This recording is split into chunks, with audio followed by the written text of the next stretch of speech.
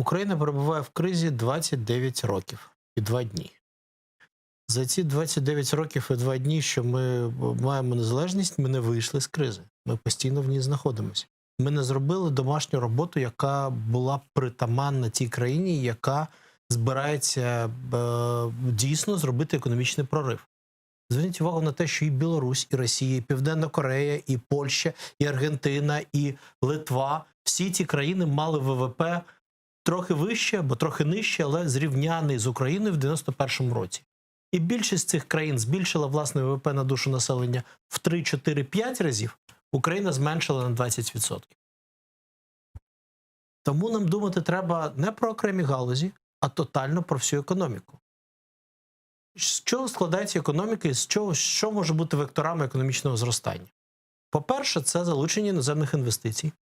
Хто буде залучати в країну, в якій немає верховенства права, в який маленький внутрішній ринок, який не зростає, в який процвітає рейдерство, корупція.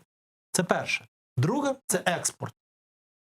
Для того, щоб бути ефективним з точки зору експорту, країна має мати високу конкурентоспроможність і продукції, і цінову конкурентоспроможність, і політичну підтримку по векторах. Українські президенти не їздили в країни Африки, Ердоган відвідав 33 країни Африки.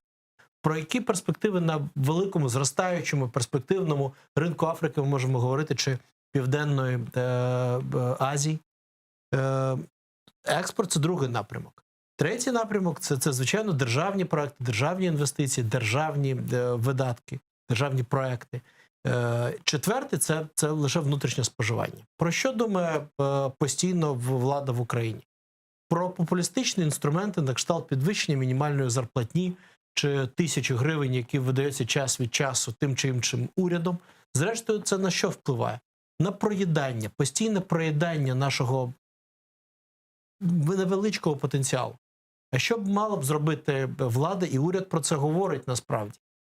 Інвестувати, знаходити можливості для того, щоб покращувати інвестиційний клімат, змінювати радикальне відношення до України у світі. Ось що має стати першим пріоритетом.